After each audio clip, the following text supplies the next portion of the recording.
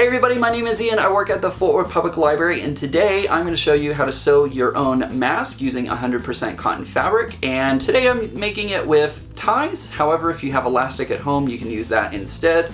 I do know it is hard to get a hold of elastic right now, so this will give you a good option if you don't have any. We're asking for help creating masks for city employees who still have to work during this time. A couple of reminders though: make sure to use 100% cotton fabric. Also, make sure not to put any metal pieces into it. Some people are using metal for the bridge of the nose. Make sure no metal whenever you're assembling your face masks. And finally, you can either use ties like I have, or if you have elastic available, you can use that. Also, don't forget to click the link in the description of this video. It will take you to the CDC website where you can find out more information about making homemade masks. There are a lot of mask patterns out on the internet right now. Just make sure you're using multiple layers of fabric as recommended by the CDC. Let's go ahead and get started putting our homemade mask together. The materials you're going to need to make the face mask include a piece of cotton, 100% cotton, that is cut to 8 inches by 14 inches. 2 pieces of cotton fabric that have been cut to 1.5 inches by 34 inches, and you'll need 2 of those. You'll need a very sharp pair of scissors for cutting fabric. You'll need a ruler. You'll need some pins. And you'll need an iron of some type. I'm using a small one, but a regular size iron works just as well. The first step to create our face mask, we're going to put right sides together. My fabric doesn't really have a right side, but if yours does, make sure that the pattern goes outward.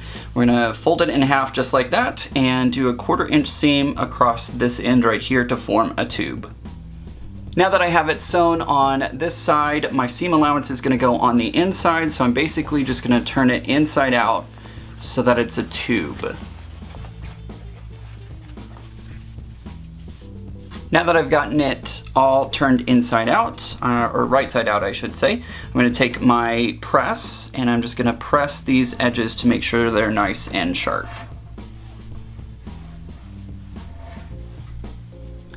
Now that I've gotten everything pressed, I'm going to go ahead and start adding in my pleats.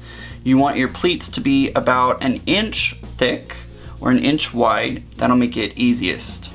To form a pleat, what you'll do is fold your fabric over kind of like an S, and each pleat should be roughly about 1 inch. Then you'll take a pin and pin it on both sides.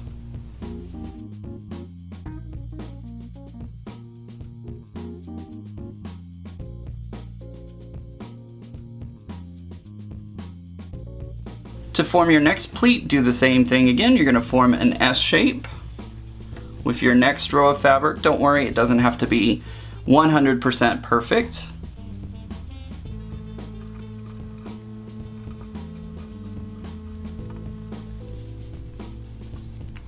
And then pin that one.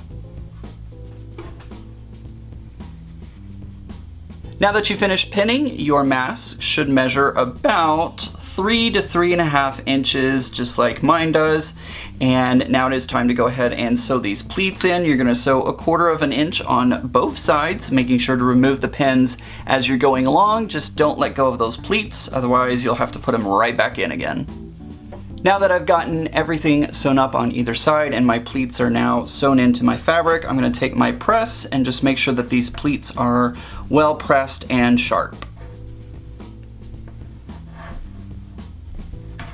Next, I'm going to take my scissors and just cut a little further out from my seam allowance so that way we get rid of all of the extra threads. Just be careful not to cut the threads that you've just sewn. Next, I'm going to take my longer pieces of material and I'm going to fold them over in half, just like this. And I'm going to use my iron and press in that half fold.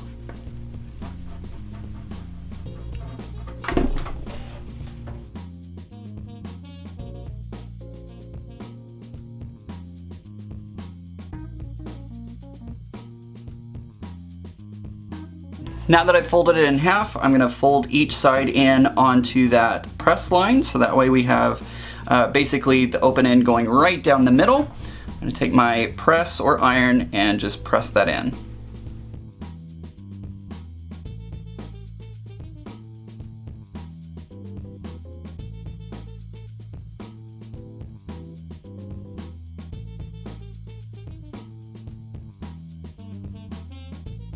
All right, now that it has been folded in like that, we're gonna fold it over one more time and press, so that way the raw edges are now going to be on the inside when this is all sewn together.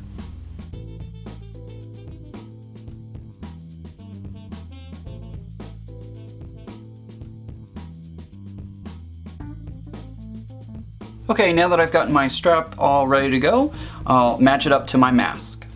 Okay, I've pressed my strap so that it is ready to be attached to the mask. I'm going to find my midpoint by bringing both ends of the strap together and then finding that midpoint, which should be right about here.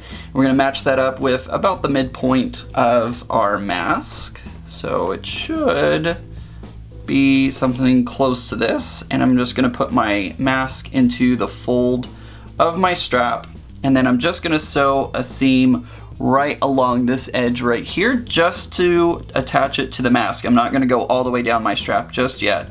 I just want one right on the edge of where my strap meets the mask so that it attaches it. Because when I do this again, when I go ahead and close up my straps, when I go over this section again, it will help to reinforce it. Okay, you can see here I did that seam right on the very edge, as close as I really could get it to my mask. I'm going to do the same thing on this side now, leaving the strap ends open for the moment. Just want to tack this down for now. Now that I've gotten my mask attached to the straps, I'm going to go ahead and start on one end of the strap and just start sewing all the way down, so that way the inside has the raw edges. And I'm going to go over the area where the mask is just to reinforce that. There we go, everything has been sewn together and closed up. Just make sure to cut off any loose threads, and if you want to close off the ends of your straps, you can just fold them over and give them a quick zigzag stitch or just a regular stitch to close them off. This is a great way to help out your community and make sure that City of Fort Worth employees stay safe along with yourself.